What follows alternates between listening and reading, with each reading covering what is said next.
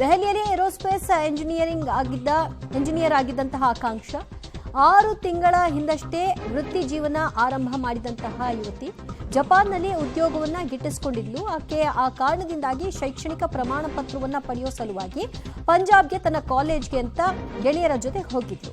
ಶೈಕ್ಷಣಿಕ ಪ್ರಮಾಣ ಪತ್ರ ಪಡೆದು ಮನೆಯವರಿಗೆ ಕರೆ ಕೂಡ ಮಾಡಿದ್ಲಂತೆ ಆಕಾಂಕ್ಷ. ಬಳಿಕ ಕೇವಲ ಕೆಲವೇ ಗಂಟೆಗಳಲ್ಲಿ ನಿಗೂಢ ರೀತಿಯಲ್ಲಿ ಆಕೆಯ ಸಾವಾಗಿದೆ.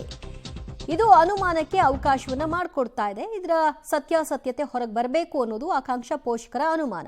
ಮಗಳ ಸಾವಿನ ಕುರಿತಾಗಿ ಶಂಕೆಯನ್ನ ವ್ಯಕ್ತಪಡಿಸಿದ್ದಾರೆ.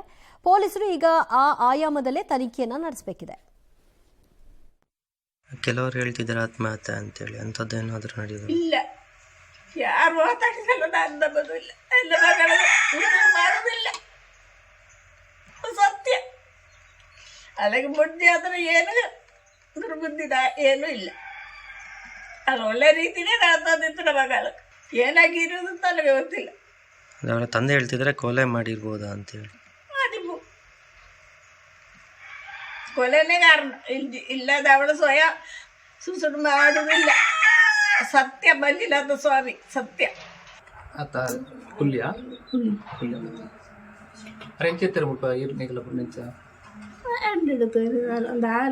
ಚಾಲ ಬುದ್ಧಿ ಎಲ್ಲ ತೊಂದರೆ ನನಗೆ ಎಂತ ಆಗಿದೆ ಅಂತ ಇಲ್ಲ ಹುಷಾರಿದ್ದಾಳೆ, ನೀನು ಏನು ಗಾಬರಿ ಮಾಡಿಕೊಳ್ಬೇಡ, ನಮಗೆ ಸರಿ ವಿಷಯ ತಿಳಿದ ನಂತರ ಇದು ಮಾಡುವ ಅಂತೇಳಿ. ಅನಂತರ ಸ್ವಲ್ಪ ವಿಷಯ ಒಂದು ಕಳೆದ ಎಲ್ಲ ವಿಷಯ ನಮಗೆ ತಿಳಿದ ನಂತರ ಕನ್ಫರ್ಮ್ ಅವಳು ಡೆತ್ ಆಗಿದೆ ಅಂತ. ಏನಾಗಿ ಡೆತ್ ಆಗಿದೆ ಅಂತೇಳಿ ಮಾಹಿತಿ ಬಂತು ಸರ್? ಅವಳು 11 ಗಂಟೆಗೆ ಸರ್ಟಿಫಿಕೇಟ್ ತೆಗಿಲಿಕ್ಕೆ ಮುನ್ಸಿಪಾಲ್ ಆಫೀಸಿಗೆ ಹೋಗಿದೆ ಅಂತ ಬಂತು. ಅಲ್ಲಿಂದ ಮತ್ತೆ ಅವಳ ಅಮ್ಮ ಫೋನ್ ಮಾಡಿದ್ರು. 11 ಗಂಟೆ ಅದರೊಳಗೆ ಹೋದ್ಮೇಲೆ ಫೋನ್ ರಿಸೀವ್ ಮಾಡ್ತಾ ಇದ್ರು. ಏನಾಗಿದೆ ಅಂತ ಅಲ್ಲಿಂದ ಫೋನೇ ರಿಸೀವ್ ಮಾಡಿದ್ರು. ಸಂಜೆ ಹೊತ್ತಿಗೆ ನಿಮಗೆ ಮಾಹಿತಿ ಇಲ್ಲ? ಸಂಜೆ ಹೊತ್ತಿಗೆ ನಮಗೆ 5 ಗಂಟೆಗೆ ಮಾಹಿತಿ. ಅಂದ್ರೆ ಏನು ಸುಸೈಡ್ ಮಾಡ್ಕೊಂಡಿದ್ದಾರೆ ಅಂತ ಬಂತ? ಅವಳು ಸುಸೈಡ್ ಮಾಡುವಂಥ ವ್ಯಕ್ತಿ ಅಲ್ಲ. ಅವಳಿಗೆ ಜೀವನದಲ್ಲಿ ಮುಂದೆ ಹೋಗಬೇಕು, ಕಲಿಬೇಕು, ನಾನೊಂದು ಹುದ್ದೆಯಲ್ಲಿ ಇರಬೇಕು, ನನ್ನ ಅಪ್ಪ ನಮ್ಮವರನ್ನು ಒಳ್ಳೆ ಮಾಡಿ ನೋಡಿಕೊಳ್ಬೇಕು. ತುಂಬ ಸಾಲ ತಗೊಂಡಿದ್ದಾರೆ ಅವಳನ್ನು ಕಲಿಸ್ಲಿಕ್ಕೆ. ಲೋನ್ ಎಲ್ಲ ಇದೆ, 1 ರೂಪಾಯಿ